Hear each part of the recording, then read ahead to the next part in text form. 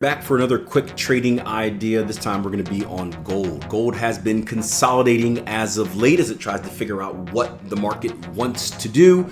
And with many situations in consolidations, traders look at it as a chance of not being able to trade. A lot of traders are continuation trading, where they're looking for kind of the pullbacks and the extensions. And that's 100% fine. But do understand that there is also opportunity to trade and trade very well during periods of sideways movements. You can be a channel trader where you trade the bounces off of support and resistance levels. You can also be an advanced pattern formation trader, which are Fibonacci based patterns that tend to complete within periods of consolidation. And that's what we're going to look at today.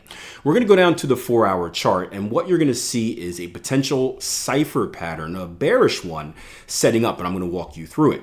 Now, every pattern starts with a starting point. We look at this as being an impulse or an anchor leg, but it's a clear swing in the market, and that is going to be our X2A. The start of the swing is going to be labeled RX, and the end of our swing is going to be labeled RA. So every single pattern, no matter which one you're looking at, aside from the 5-0, which starts with like a 0 leg, starts with this type of formation, or this type of move.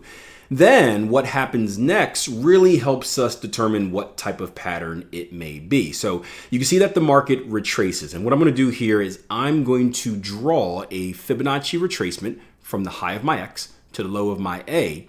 And based on this retracement level, that tells me what pattern to be on alert for.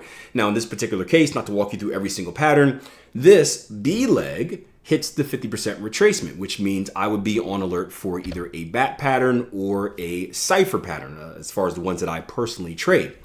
The biggest difference comes here. In a bat pattern, what I'm looking for is this C leg, so this next failed extension down, to remain above this B leg. However, in this case, you see that it doesn't do that. It goes straight down and breaks past it, and that's going to eliminate the bat. However, it is going to give me a valid C leg for a Cypher pattern.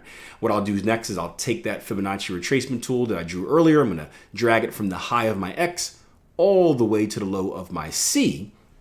And what I'm looking for with the Cypher pattern is a completion area starting at the 786 Fibonacci retracement and ending all the way at the high of X. So this big red box right here. And again, this is going to give me a pattern that looks like this: X to A to B, B to C, and then C to D right in here. Now, there are multiple ways to enter pattern formations. I personally enter